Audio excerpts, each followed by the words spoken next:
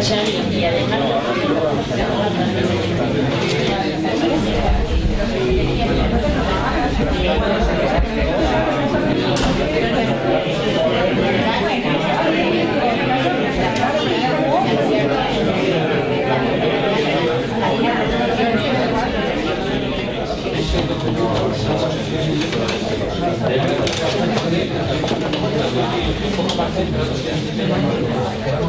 un poco también a nivel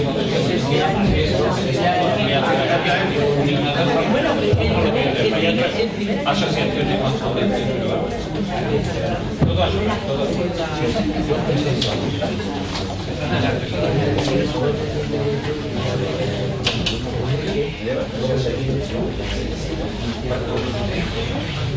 Pero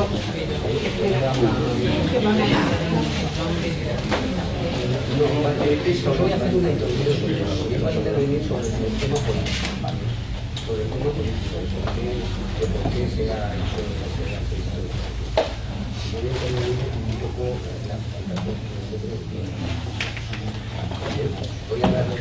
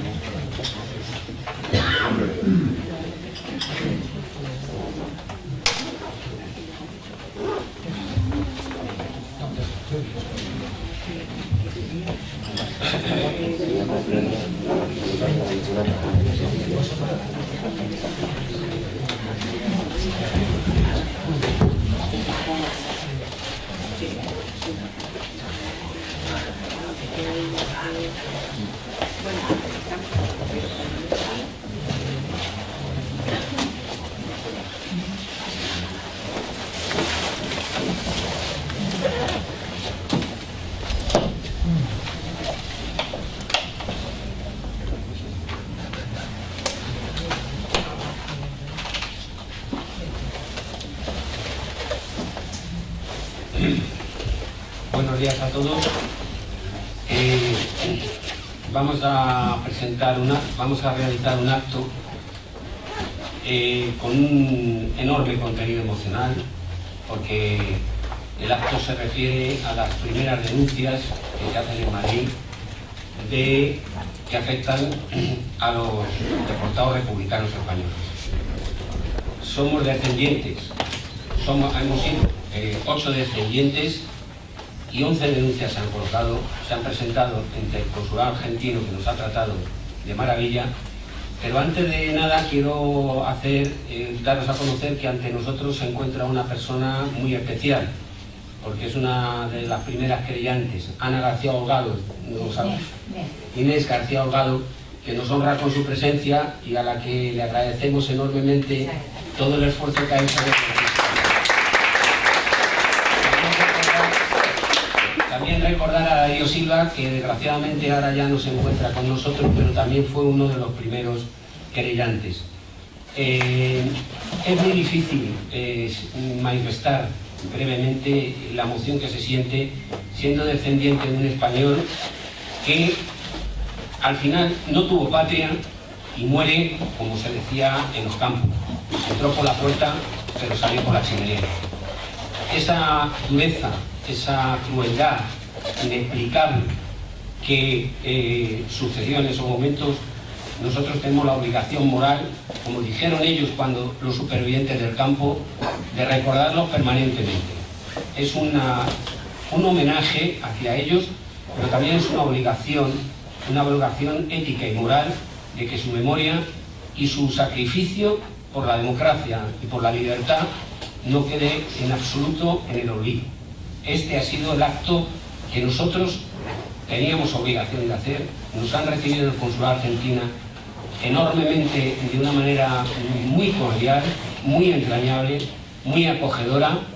Le damos las gracias a la República Argentina por su acogida, y ya que nosotros aquí no podemos ejercer el derecho que estamos ejerciendo allá. Yo con estas palabras simplemente deciros que todos y cada uno de los denunciantes, creo que tenemos los mismos sentimientos. Y sobre todo también otro compañero que está aquí con nosotros, que lo vivió en primera persona, como es Eugenio, y que también lo vivió todavía más intensamente que nosotros.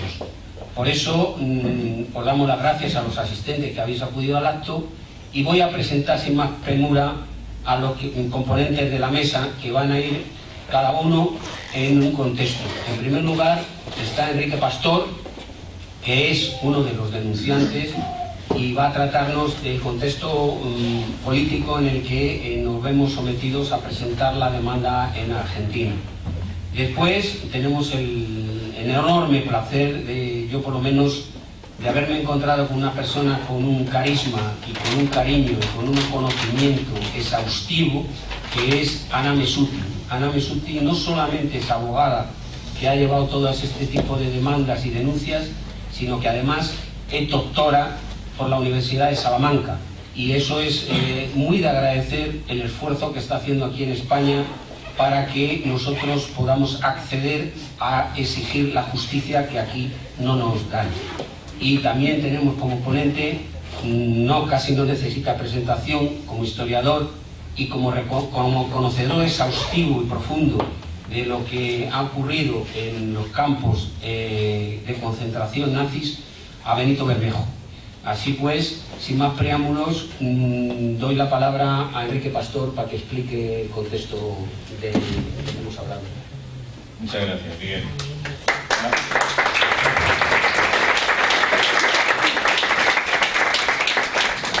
Yo reitero agradecimiento, sobre todo por el exquisito trato que hemos recibido esta mañana en el Consulado de la República de Argentina, aquí en Madrid, y por la cónsul, que nos ha atendido de una forma muy amable, muy solidaria y muy exquisita. Por supuesto, agradecer también la ayuda, la colaboración profesional de la prestigiosa abogada Ana Messuti, de la Asociación para la Recuperación de la Memoria Histórica, por el trabajo incansable que realiza en nuestro país, a pesar de los pesares, y como no también la impagable tarea que ha desarrollado en las 2 últimas décadas el historiador Benito Bermejo, con el estudio de la deportación española a campos de concentración nazis. Yo creo que sin el trabajo de Benito hubiera sido más fácil que se olvidase la historia de nuestros familiares, y por lo tanto yo le estaré eternamente agradecido. Yo creo que la gran mayoría de las familias.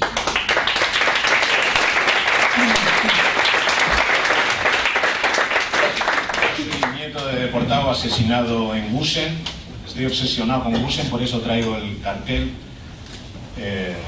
Y quiero dejar bien claro que si hemos dado este paso hoy aquí ha sido porque consideramos imprescindible que se reconozca de una vez por todas la responsabilidad del gobierno franquista en la deportación de nuestros familiares, en la deportación de más de 9.300 españoles a campos de concentración nazis, campos en los que fueron asesinados 5.185 españoles.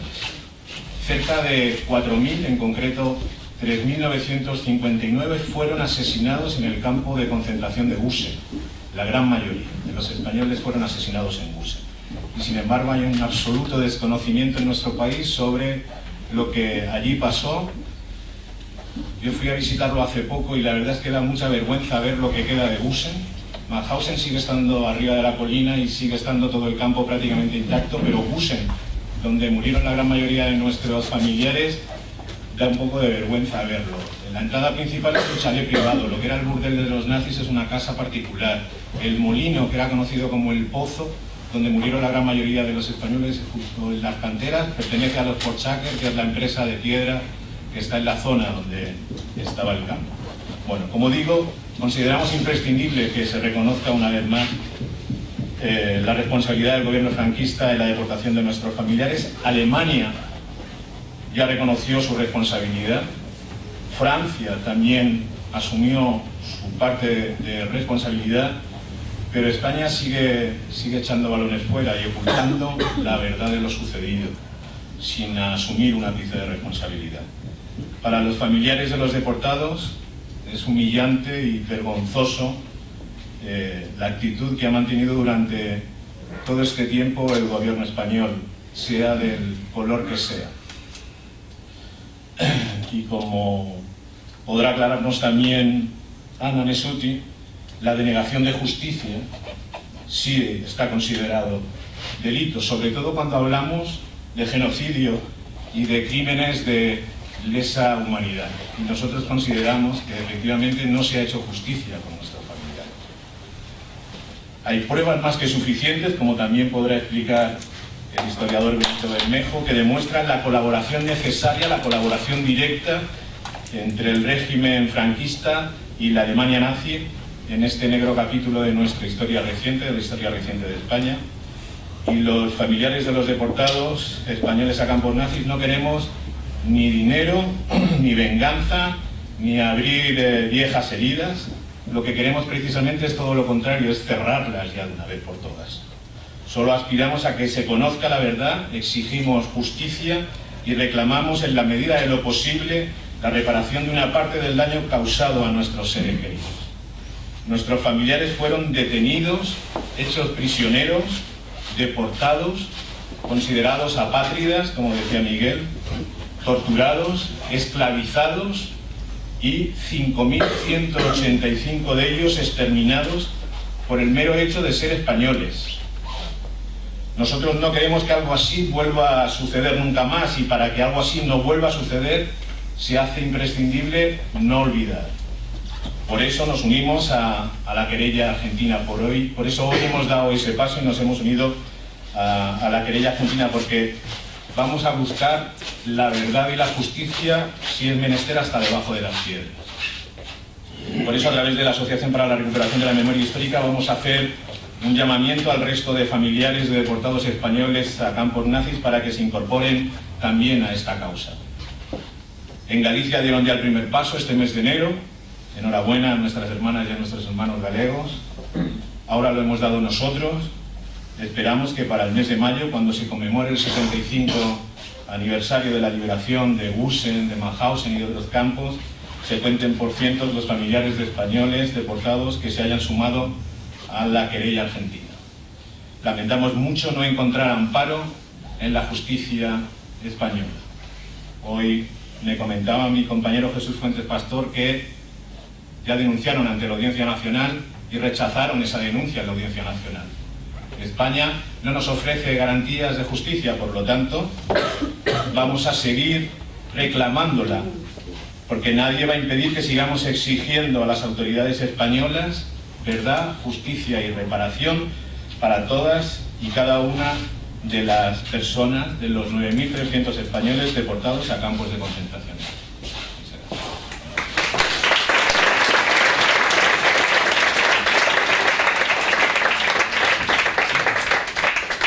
A lo que ha dicho Enrique, solamente un comentario. En Gusen queda solo un memorial. Ese memorial existe porque una familia italiana compró los terrenos. Si no, no quedaría nada de eso. Esa es la conciencia que hay. Por eso Gusen es un objetivo de aquellos que murieron en Gusen, que murieron más que en Mauthausen, de que se conserve de alguna manera y que las autoridades austríacas no tengan los devaneos que está teniendo, por lo menos con el último gobierno austríaco. Sí, perdonadme por esta pequeña problematización, y bueno, tiene la palabra Anna Messuti para contarnos todo lo muchísimo que tiene que contarnos. Sí, pero no les voy a contar todo, porque a mí lo que me interesa es que les cuente Benito. Benito está muy en el ajo de todo esto, realmente. Yo simplemente voy a decir 2 o 3 cosas que considero importantes desde el punto de vista jurídico.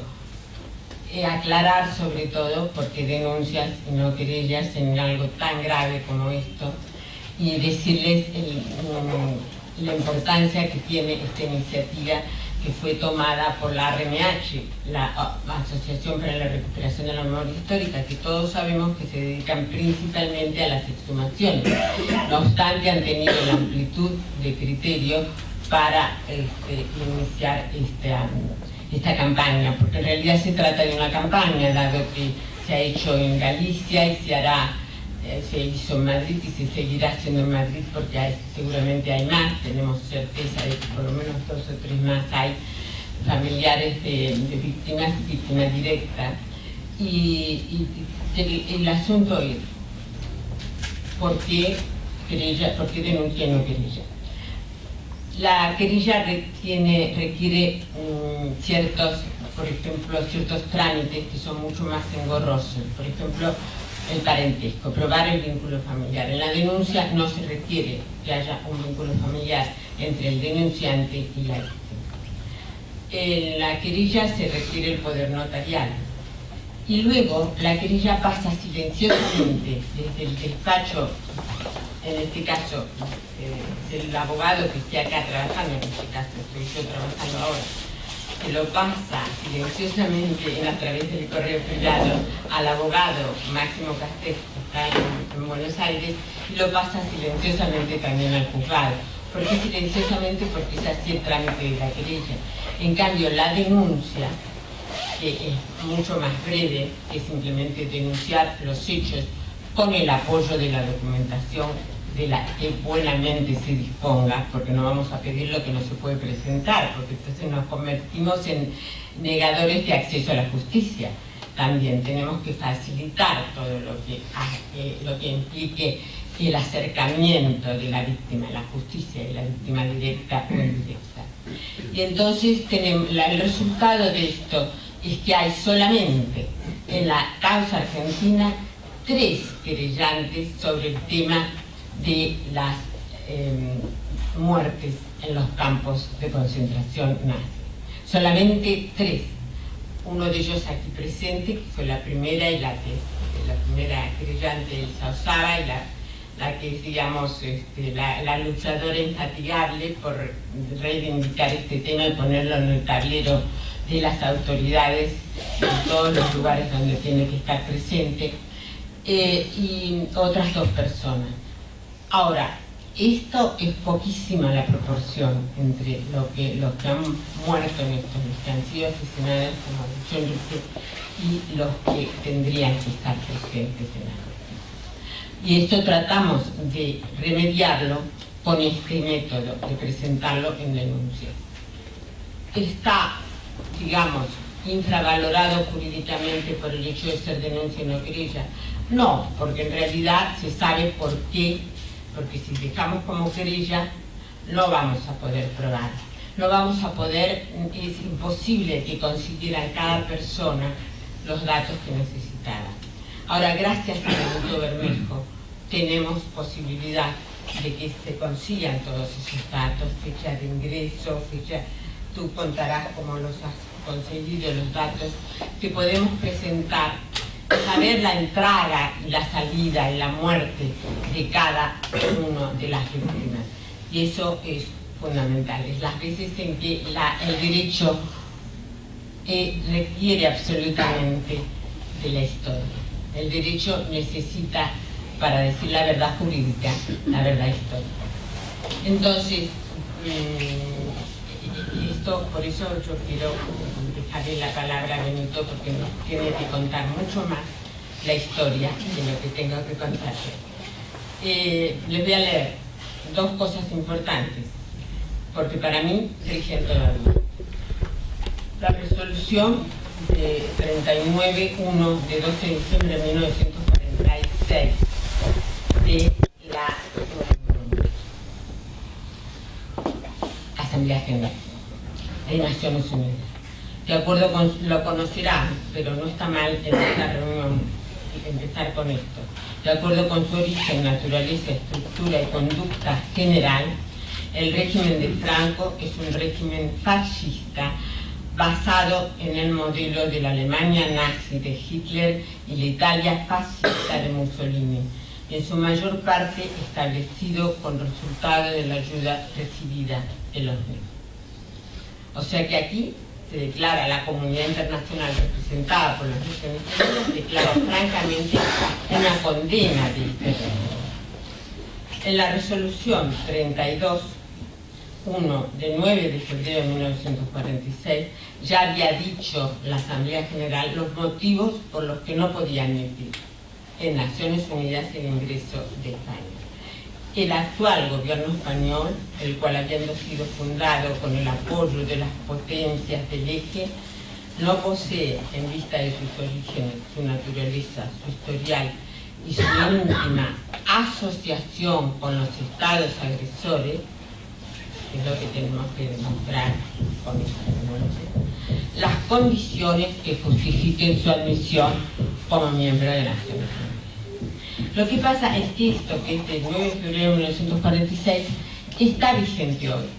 Lo podríamos decir también el actual gobierno español, actual, de ahora, que no reúne las condiciones para ser miembro de Naciones Unidas, porque está denegando la justicia hace años y años.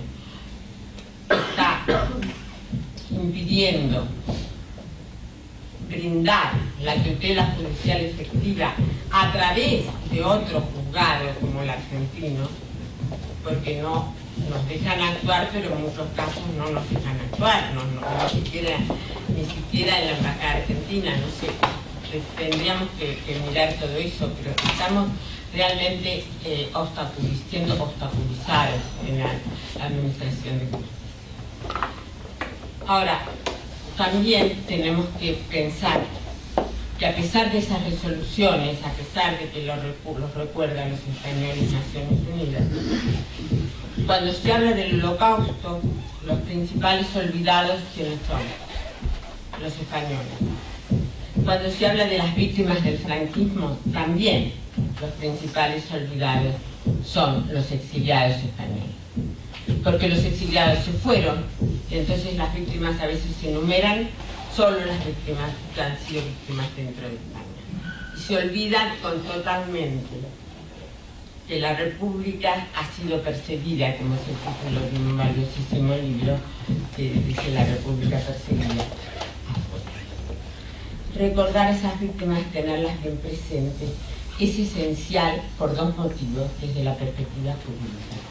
Por una parte, porque asegura, reafirma la calificación, que se llama en derecho la tipificación como crímenes de genocidio o crímenes de lesa humanidad, porque lo vincula a un exterminio, el nazi, cuyo carácter genocida nadie puede poner en duda. Por otra parte, porque universaliza la represión franquista, la extiende más allá de las fronteras, no la circunscribe al territorio español. Si bien la extensión de esta represión fuera de las fronteras ha sido bien demostrada, por algunos casos, por ejemplo, ventilados en la querida Argentina, como el caso de Compañi, lo que podemos hacer, lo que podemos decir es que ha quedado en un segundo plano esta persecución. Pero podemos decir y hablar y mostrar y demostrar, gracias a lo que los documentos recopilados por Benito Bermejo, que ha sido un abandono deliberado de los españoles al régimen nazi. Se trata, lo podríamos bautizar así, es una propuesta de una delegación internacional del acto criminal.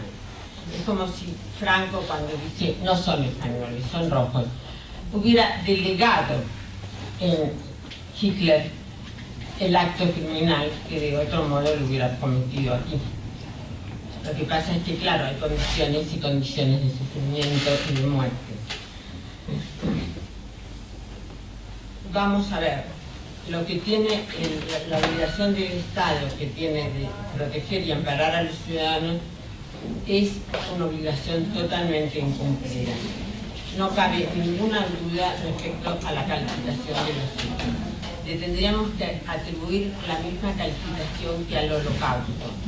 Pero como tenemos que ser muy prudentes y muy medidos, tenemos que pensar que el régimen franquista simplemente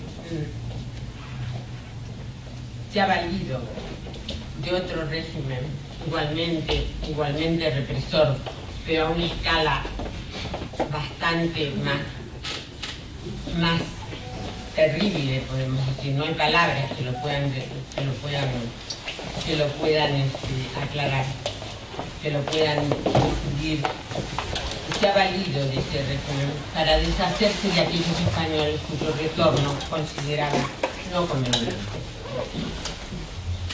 tal vez se podría tipificar como crimen internacional nuevo el abandono del ciudadano. Pero lo que quería decir, por ejemplo, es, sobre todo, es que hay casos, muchos, en los que el derecho, ante los horrores de la conducta humana, se fragmenta. Lo que dijo Hannah Arendt: los crímenes nazis hacen estallar los límites del derecho. Lo que pasa es que en España ni siquiera se ha aprobado mínimamente si se hacían estallar o no los límites del derecho español. Ni siquiera se ha aprobado. Esperemos que con estas cosas algo estemos haciendo. Bueno,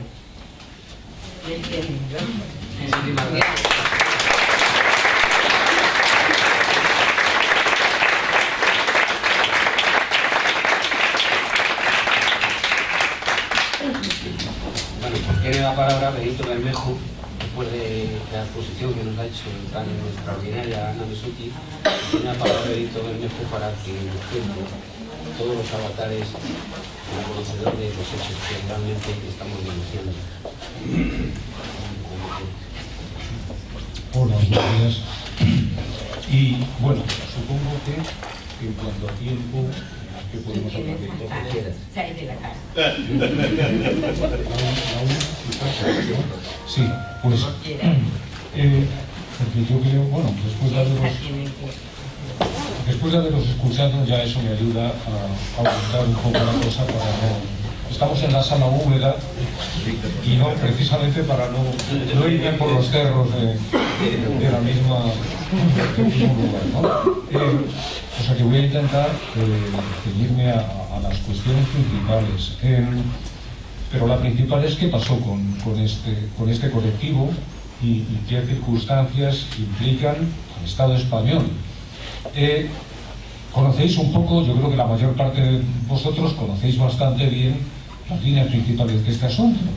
Entre el año 40, que es cuando dieron lugar las deportaciones de españoles, y el año 45, cuando se liberan los campos nazis en mayo, bueno, algunos en abril, pues hay un número importante que rebasa incluso las 9.000 personas de ciudadanos españoles que son deportados a los campos nazis. Y lo esencial de todo esto es que la mayor parte de ellos perecieron en dichos campos. Sabéis que la proporción anda por el 60%.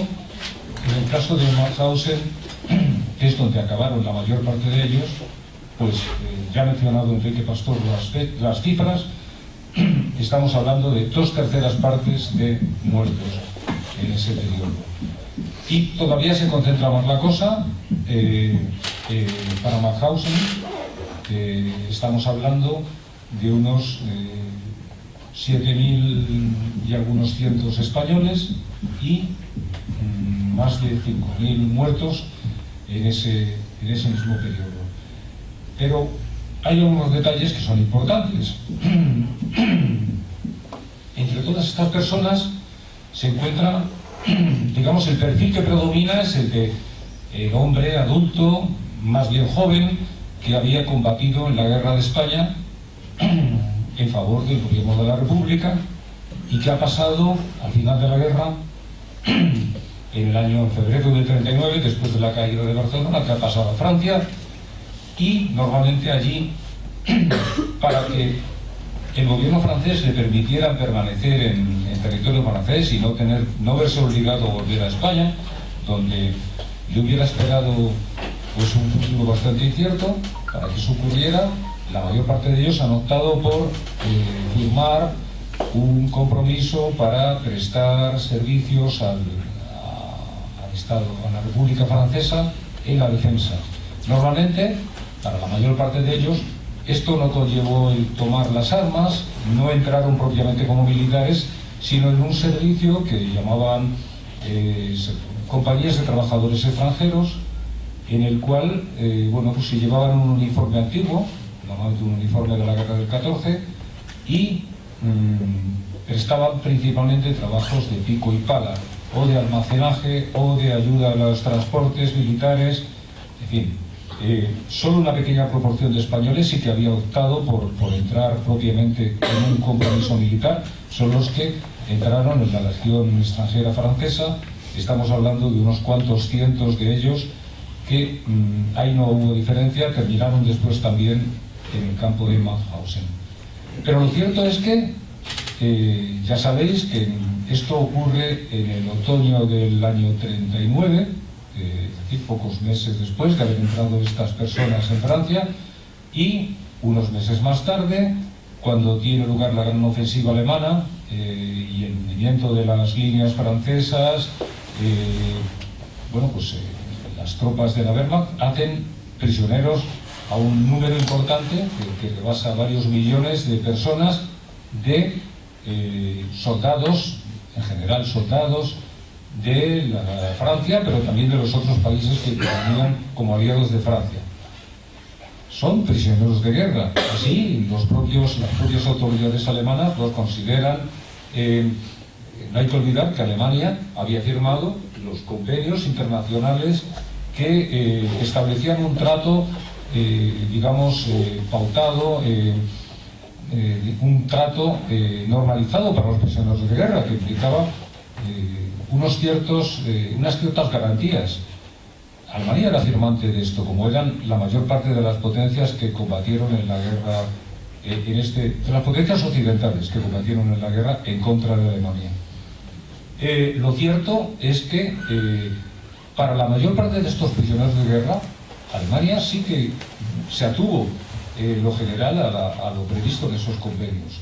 Pero siempre se dice que hay dos excepciones principales. Una que atañía a un no firmante, que era la Unión Soviética, que no había firmado esas convenciones de Ginebra, y por lo cual Alemania no se sentía, vinculada a ello. La otra única excepción son precisamente los deportados españoles, que por una parte sí que sí eran ciudadanos de un país que era firmante de esa convención, pero claro, como ese país, nominalmente no era beligerante, pues a esos efectos no se los consideró españoles, pero habían sido prisioneros cuando estaban al servicio de otro país que también era firmante, que era Francia. Lo cierto es que quedan en el limbo y como si no existieran no afectaban a los ciudadanos españoles. Lo cierto es que esto se traduce porque, como sabéis, en su inmensa mayoría no permanecieron en los campos de prisioneros de guerra, no se respetó esa condición de prisioneros de guerra, y ya desde muy pronto, desde el 6 de agosto del año 40, hay españoles que son enviados a un campo de concentración, que en ese momento es el campo de Mauthausen, situado en Austria, que como sabéis estaba incorporada a la Alemania nazi desde principios del año 38. Y en ese campo ya ocurrió el destino trágico que sabéis que tuvo lugar. Entonces es importante, ¿qué pinta, qué papel tiene en todo esto el Estado español, las autoridades españolas del momento? Aquí hay varias cuestiones importantes. La primera es, ¿supieron? Sí, la respuesta es sí, supieron y conocieron desde muy pronto, como mínimo desde las 2 primeras semanas de agosto del 40, ya tenían constancia oficial, incluso por la vía diplomática, ahora veremos por qué, que se concreta, de que había españoles siendo deportados a campos de concentración y a Alemania nazi. O sea, la respuesta es sí, supieron.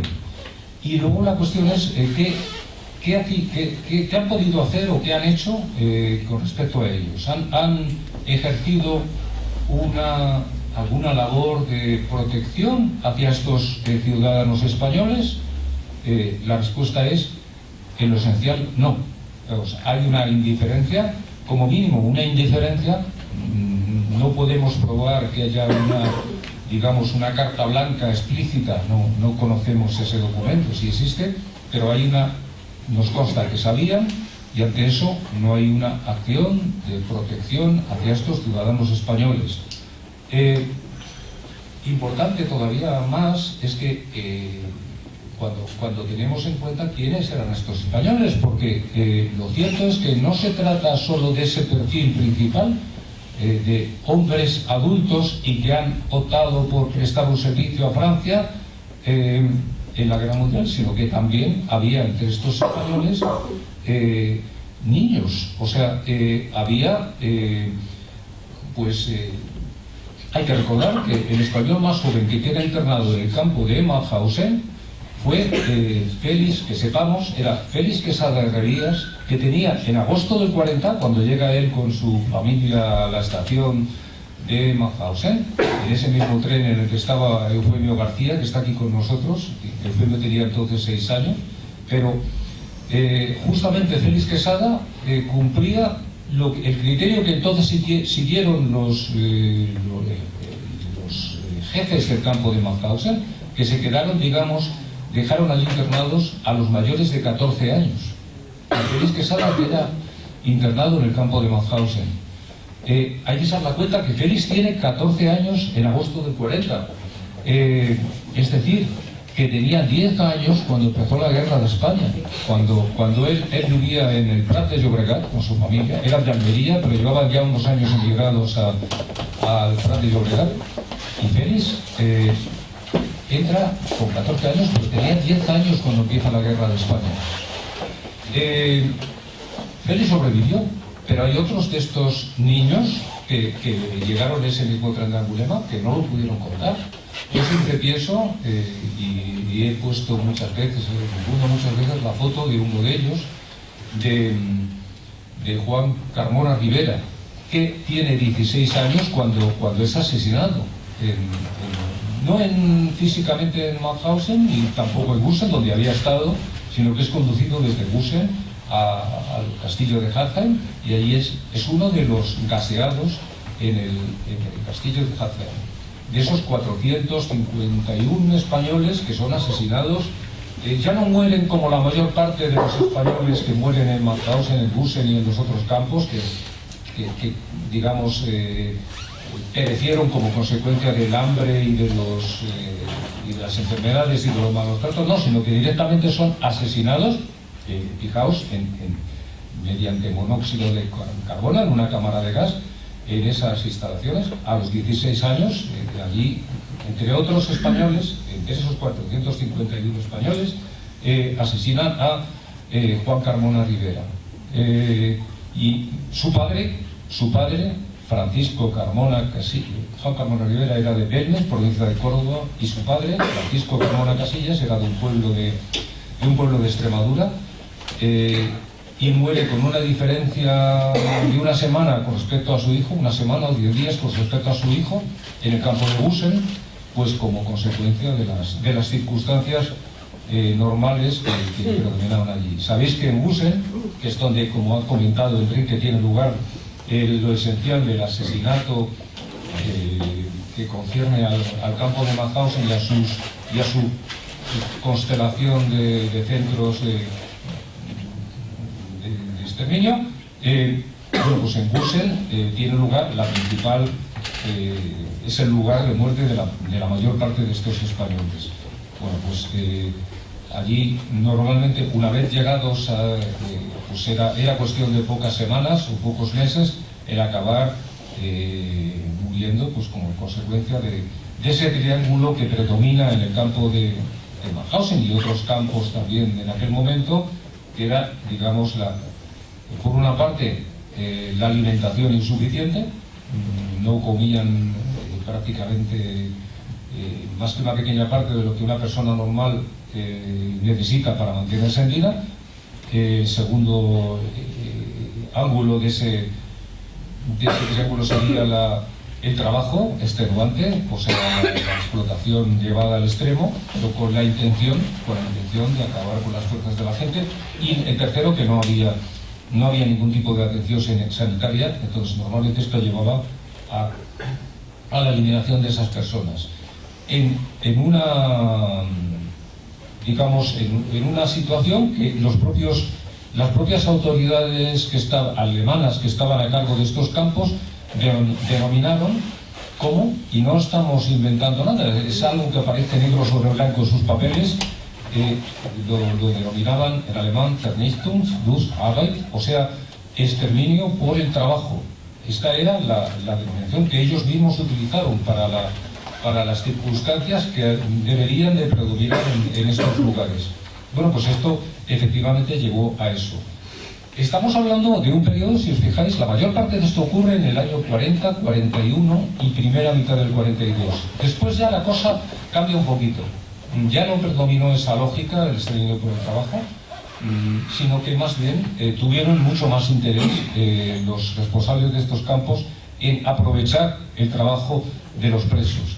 Hay un español que sobrevivió a Mauthausen y que lo definió muy bien, decía que estuvo en Gusen, precisamente da un testimonio muy interesante sobre el molino que ha mencionado Enrique, y este hombre, que era del pueblo de León, cerca de Villalpando, decía, al principio, en realidad los nazis no tuvieron mucho interés en nuestro trabajo, más que en utilizarlo como un medio, como un pretexto para exterminarnos. Después ya, a partir del 42 sí que parecieron interesados en aprovecharlo. ¿Por qué? Porque ya Alemania tenía necesidad de la fuerza de trabajo, de la mayor fuerza de trabajo posible, ya les venían maldadas en los frentes, sobre todo en el frente del este, y realmente necesitaban mantener vivos a estos presos. Entonces eso conlleva que la tercera parte de los españoles que quedaban vivos para entonces normalmente ya tenían muchas cartas para llegar en vida hasta el final, y esto fue así, ¿no? O sea, la muerte de estos españoles se concentra en esos 2 primeros años, que como veis a veces tal se concentra como que es cuando tienen lugar los asesinatos directos, ya no como consecuencia del hambre, etcétera, sino asesinato en la cámara de gas. Esto es importante también porque nos sugiere un enlace entre 2 historias que no son lo mismo, pero que sí que tienen que ver. Y me refiero a la historia pequeña, por así decirlo, de estos españoles en los campos, y la historia, digamos, grande, que se cifra en millones, del asesinato en los campos del este, bueno, como parte de lo que se ha denominado el Holocausto, o lo que llamaban los nazis la solución final, ¿no? Y que fue lo que tuvo lugar en campos como Auschwitz, y situados sobre todo en la Polonia ocupada y otros campos.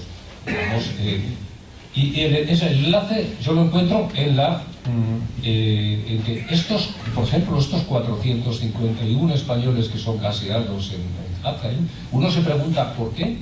Porque si ya estaban muriéndose en Gusen, ¿por qué los tenían que llevar a 40 kilómetros de allí para gasearlos? Pues muy probablemente tienen simplemente un carácter experimental. Estaban todavía, digamos, afinando los procedimientos que más tarde servirán para eliminar a personas ya no por miles, sino por millones en los campos del este. De hecho, los responsables de campos, de centros como el de Hatay, que no era parte del campo de Mauthausen, no dependía de ellos, formaba parte de otra entidad que se llamaba Enclave, que llamaban los nazis T4, que desde el año 39 estaba ya eliminando a enfermos, a personas de los colectivos considerados por los nazis como, y de nuevo aquí utilizan una denominación que ellos, en ese lenguaje, digamos, crítico que a ellos les gusta, que es vidas indignas de ser vividas. Y bueno, pues allí estaban eliminando ya a enfermos alemanes, pero esa operación queda paralizada en el año 41 porque hay un cierto escándalo, digamos, llega a la opinión pública en Alemania el conocimiento de lo que está pasando allí, y bueno, pues se para la operación, pero no se para el uso de estos centros, como el de Hatay, para eliminar a personas que en este caso ya van a ser de otro colectivo, que van a ser presos seleccionados en Mauthausen, en Gusen y en otros campos. No son españoles, atención, porque allí mueren unos 451 españoles, pero hay un número parecido de polacos, hay un número parecido de prisioneros soviéticos, prisioneros de guerra soviéticos, que ya están allí desde el otoño del 41. Y claro, uno se pregunta por qué matar a moribundos que a lo mejor no tenían muchas expectativas de más de unos días de vida si los hubieran dejado en Gusen, pues la explicación es ese carácter experimental. El personal que está a cargo de centros como el de Hagen lo vemos unos meses más tarde, un año y medio más tarde, a cargo de esas instalaciones y situadas en el este de Europa, donde va a tener lugar, digamos, la otra operación. El exterminio, digamos, ya por cientos de miles de personas, millones de personas, de las poblaciones judías de Europa. O sea que hay los españoles, digamos, formaran parte de esas tareas de perfeccionamiento del procedimiento industrial de asesinato, que después van a servir para un año y medio más tarde. Bueno, Serrano Suñer. Decíamos que hay pruebas. Yo no sé si hasta qué punto, porque claro, aquí tendríamos que citar fechas, tendríamos que citar documentos, pero es importante, creo, vamos a centrarnos en un momento concreto. Septiembre del 40. Ya hemos dicho que hay constancia desde agosto, hay documentos en que, porque fijaos, ¿por dónde llega noticia a la embajada, a las autoridades españolas de que hay españoles siendo deportados a Mauthausen? Pues nada menos que por las autoridades alemanas, que consultan, piden al gobierno de Franco, piden su opinión y les dicen ¿qué hacemos con estas personas? ¿Qué quieren ustedes que hagamos? Esto es 20 de agosto del 40, no hay respuesta, pero fijaos, no es una cosa única, hay 4 consultas, agosto, 20 de agosto, finales de agosto, septiembre, 4 ocasiones en que la embajada alemana en Madrid reitera esa consulta, 0 respuesta, no consta la respuesta. Hay, sin embargo, una nota que aparece, porque tienen noticia, sí que piden un detalle, piden información detallada a la embajada española en Berlín, que contesta unos meses más tarde, dando detalle de qué pasó con ese transporte del 20 de agosto, el transporte de Angulema, por ejemplo, transporte en el que se encontraba Eufemio y su familia. Bueno, pues, y allí les dicen todo lo esencial. Les dicen que hay españoles que sí que fueron llevados, pero que quedaron internados en el campo de Mauthausen y que las familias fueron devueltas, las mujeres y los niños menores de 14 fueron entregados a España. Ante eso, que ya dice claramente lo que pasó con estas personas, solo hay como reacción una nota manuscrita que aparece al margen y que está escrita con la letra y con la firma de Pelayo García Olay, que entonces era el director general de Europa, que también fue secretario general de Exteriores, es decir, en segundo nivel después del propio ministro, que en aquel momento era Ramón Serrano Suñer, vaso, cuñado de Franco. Bueno, pues esa nota dice, esa nota donde, ya digo, se explica lo que pasó con estos españoles que habían quedado en Mauthausen, la nota indica, puesto que no parece conveniente hacer nada en favor de los internados y además se desconoce quién inició estas gestiones, archívese. Ese archívese es todo lo que merece como respuesta a esto. Ya tienen constancia desde muy pronto de que esto ocurre y optan por darse, por no enterados, por no dar respuesta, a pesar de que hay una consulta explícita por parte de las autoridades alemanas. Si hubieran querido decir algo, lo hubieran dicho. No lo dijeron. Bueno, sin embargo, hay que decir que consta la intervención de las autoridades españolas, una docena de casos aproximadamente de personas que fueron devueltas a España. Es decir, cuando las autoridades españolas se interesaron por alguien y reclamaron que fuera devuelto, se hizo. Incluso desde el campo de Mauthausen hubo personas que fueron liberadas y entregadas en la frontera franco-española. Yo, por ejemplo, personalmente he conocido, entrevistado a uno de ellos, que también era de los menores, y era de los que tenían, pues, Fernando Pindado García Meras, madrileño, y que tendría 16, 17 años cuando entra en el campo de Gusen, y que después, en el campo de Mauthausen, y que después de un año allí es liberado en el año 41 y es entregado en la frontera franco-española.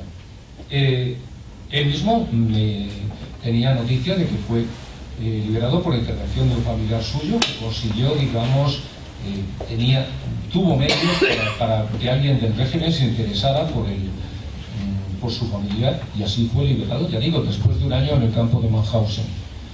Es decir que sabían, no de eso no tenemos duda, optaron por no intervenir en la casi totalidad de los casos. Cuando quisieron intervenir, obtuvieron, digamos, el resultado de que sí, de que las autoridades alemanas les entregaron a esas personas. Y bueno, ya no hay mucho más. Es decir, la visita de Serrano Suñer, ¿qué tiene de importancia esto? Bueno, pues eso tiene lugar, es una visita muy larga, hizo varias, pero ahí es la visita más larga, que duró casi 2 semanas, en que Serrano Suñer pasó por Berlín y pasó por otros lugares, digamos, de la Europa, incluso llegó a Francia, ocupada las zonas de Normandía, donde los alemanes estaban preparando que no tuvo lugar luego, la prevista invasión de Gran Bretaña. Después vuelve a Berlín, y justamente en ese segundo paso por Berlín es cuando tiene lugar una serie de reuniones con los principales jefes de la Alemania nazi, con el propio Hitler, con Himmler, que era responsable de las SS, pero de toda la administración de los campos de concentración. Bueno, pues esa visita de Serrano Suñer termina el 24 de agosto del 40, no, perdón, el 24 de septiembre del 40, y unas horas después hay una circular en la cual la autoridad máxima sobre el sistema, digamos, policial de la Alemania nazi envía a todas sus sucursales, a todas sus ramas en toda la Europa ocupada, una nota de 3 páginas donde se indica lo que hay que hacer con los que allí llaman combatientes de la España Roja. Ahí establecen varias categorías, según sean españoles o no españoles, porque también hay gente que había luchado desde la República Española, que no son españoles y que han caído en manos de los nazis en el momento. Y a este respecto deja claro que en lo que se refiere a los que son de nacionalidad española, se procederá a su envío directo a un campo de concentración. Estamos ya en septiembre del 40, es decir, en realidad ya hay españoles desde un mes antes en Mauthausen, pero es importante decir que esa orden explícita, donde se indica de forma ya clara y general qué va a pasar con estos españoles, es nada menos que el día siguiente de las reuniones de Ramón Serrano Suñer con los principales responsables de todo el aparato policial represivo de la Alemania nazi. Y con esto, pues, no tenemos, desgraciadamente, unas actas, ni por parte española ni por parte alemana, de esas reuniones. Incluso el propio embajador español en Berlín, que era Eugenio Espinosa de los Monteros, era el embajador. No se le permitió estar presente en esas reuniones de Serrano Suñer con los altos jefes nazis, y él así lo escribió. O sea, el embajador escribe a su ministro, que en ese momento todavía no era Serrano, lo va a ser 2 semanas más tarde, porque Serrano era en aquel momento, visita Alemania en calidad de ministro de la Gobernación, y después ya va a ser ministro de Exteriores, pero todavía cuando es Ramón Leipeder escribe quejándose amargamente de cómo es posible que él, que es el representante de las autoridades españolas, no haya podido estar presente en esas reuniones. Bien, pues esto es lo que queda claro entonces, que hay una coincidencia en esas reuniones, en el tiempo entre esas reuniones y la decisión, digamos, la orden explícita de lo que ha de pasar con los españoles que están en manos de los nazis.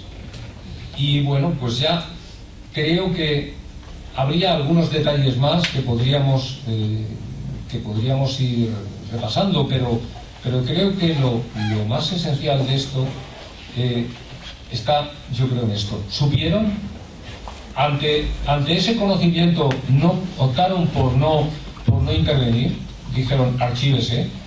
Queda claro que hubo un ofrecimiento, incluso por parte alemana, de bueno, si ustedes los quieren, es cuestión de ustedes, díganos qué hacemos con ellos. No contestaron, dijeron, como habéis visto, archívese, o sea, no parece conveniente hacer nada en favor de ellos, archívese. Y bueno, después ya sabéis que no hay una... O sea, oficialmente España no se dio por concernida, por afectado por esto. Sabéis que en lo que fue el campo de Mauthausen no hay nada que recuerde a los españoles hasta los años 60, que eso no fue instado desde España, que fue organizado, que fue promovido desde Francia por los supervivientes españoles. El monumento que hay dedicado a las víctimas españolas en Mauthausen es de los años 60 y fue financiado desde Francia, y no hubo allí representantes de la España oficial hasta mucho más tarde, hasta 2 décadas más tarde. Y bueno, sabéis que hay una indiferencia que predominó hasta muy tarde, ¿no? Ya sabéis que no hubo una presencia del gobierno español como tal, por lo menos al máximo nivel, hasta el año 2005, cuando sí que estuvo España representada, digamos, en la persona del presidente del gobierno, y que, bueno, todavía en muchos aspectos pues parece como si fuese algo que no nos concerniera, pero estamos hablando de un número importante de víctimas españolas, y recuerdo que incluso de estas víctimas había niños que tenían 10 años en el momento del principio de la guerra de España. Entonces yo creo que, bueno, que es algo que reclama todavía que la sociedad española, que las autoridades españolas asuman como algo que nos concierne como país el destino de estas personas. Y bueno, creo que todavía pues quedan cosas por hacer.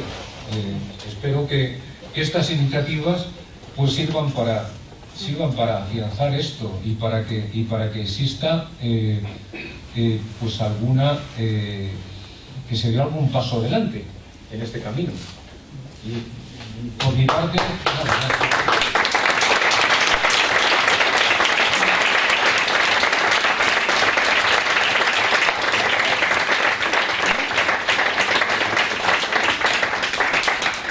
Bueno, muchas gracias a todos los intervinientes por las explicaciones que nos han dado, y también tenemos entre nosotros una persona, una compañera que también tiene que hacer una manifestación, creo que importante para conocimiento general, que es Elsa Osaba.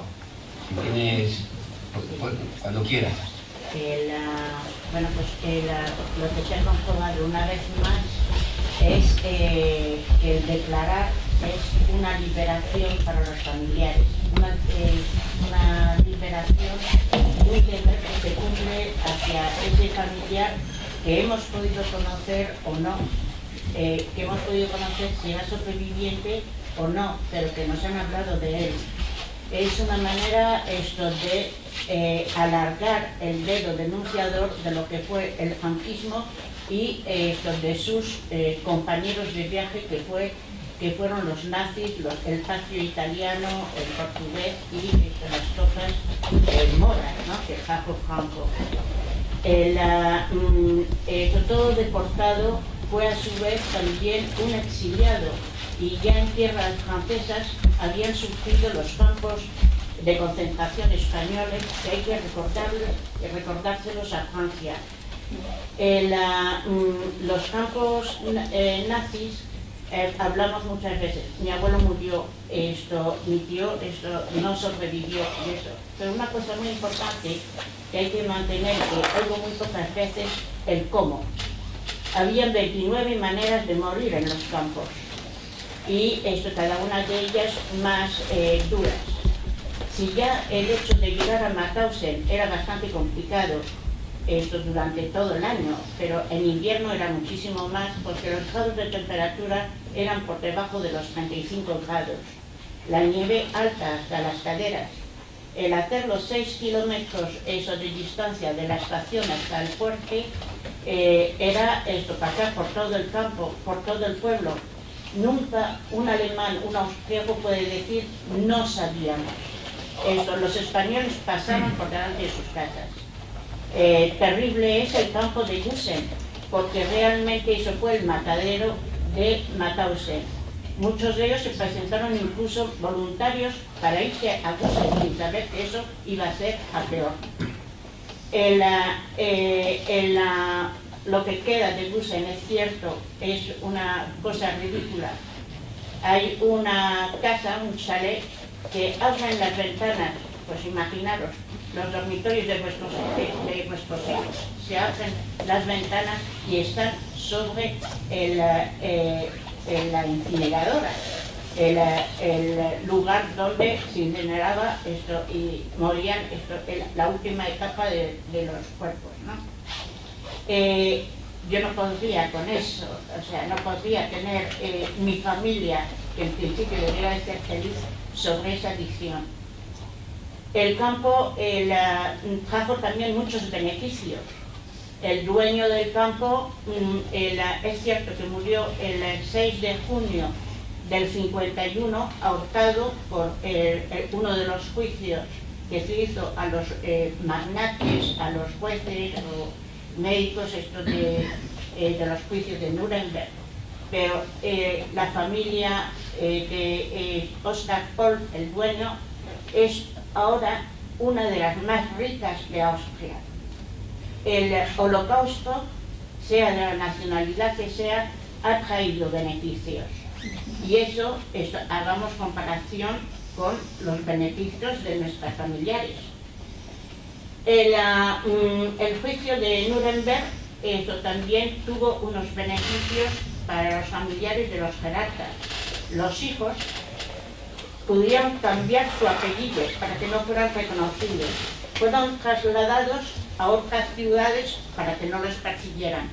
Y tuvieron en el año 46, en que nadie sabía lo que era, un psicólogo, tuvieron psicólogos para que los atendieran de sus traumas, de que de la noche a la mañana sus padres pasaron de ser una cosa maravillosa y grandiosa a ser unos monstruos. Pues esos fueron beneficiados. Mientras que las víctimas, podéis imaginar que no tuvieron nada. Entonces hay una gran diferencia. Yo, por ejemplo, con Enrique, él dice, no queremos nada. Es cierto, cuando declaré ante Ana la historia familiar, ella me dijo, ¿qué quieres para tu familia? Yo me quedé un poco así sorprendida. Lo económico no me interesaba y además mi respuesta fue, no hay suficiente presupuesto en un estado para una sola víctima de estas características. Pero un juez colombiano, eso me hizo cambiar de opinión. ¿Cómo lo pasaron en España las viudas? ¿Cómo lo pasaron sus hijos? ¿Cómo fueron perseguidos? Eso tiene que pasar factura al Estado. Y solamente lo ha pasado Francia, que ya es algo. Pero nunca será reparador de todo el daño hecho. Entonces, sí es la multa que se les debe de pedir y exigir. Terrible es que cuando empezaron los españoles en Francia, corrígeme Benito, hacia el año 70, a tener reparación económica, todos diferentes, porque unos habían estado 4 años en el campo, otros unos meses, unos salieron muy mal, otros, en fin, había una contabilidad diferente. Pues bien, ¿por qué no lo van a beneficiar los familiares? Aquí no ha habido nada, ni tan siquiera información. Tú has trabajado con Pilar Pardo en Andalucía por esas reparaciones. Hay una institución, una asociación muy famosa que se ha callado. Y eso es un daño. Después, hoy hemos disfrutado y ha sido un día de fiesta para todos. Pero pienso en ayer. Ayer estuvimos en la puerta de los juzgados penal con Willy Toledo. Había cámaras, periodistas, 1000. Hoy, ¿cuántos hemos tenido? Esto es un abandono más estatal. Y hemos estado varios llamando a la prensa, distintos titulares y demás, no han aparecido. Es un desprecio más. hemos sufrido de distintas instituciones desprecios, abandonos, desamparos, incluso esto del comisionado de la memoria histórica de Madrid. Tenemos muchas cosas que hacer. Una de ellas es el reconocimiento jurídico del exilio, que fue el primer paso de estas víctimas, y el reconocimiento jurídico de los deportados. El 12 de mayo de 2015 se presentó, Juan Tardá presentó una proposición no de ley para el reconocimiento de los deportados. Se abstuvo el PSOE. Eso fue un dolor para las familias terrible. Una veintena de deportados no han podido disfrutar de ese reconocimiento y no quedan más que 2 o 3. Es una vergüenza. Todavía estamos pensando en ser reconocidos 75 años después. Muchos de estos españoles han sido considerados apátridas. Mueren en tierras extranjeras. Cuando compañeros nuestros hablan de los desaparecidos de aquí, con números, 114.000 y pico, pero sin embargo se olvidan de los españoles que mueren más allá de las fronteras y han luchado. Esto debemos de recordar todos esos españoles y traerlos aquí, como se hace a cargo del Estado con los de la Misión Azul. Me alargaría mucho más. Hay muchos deberes a hacer.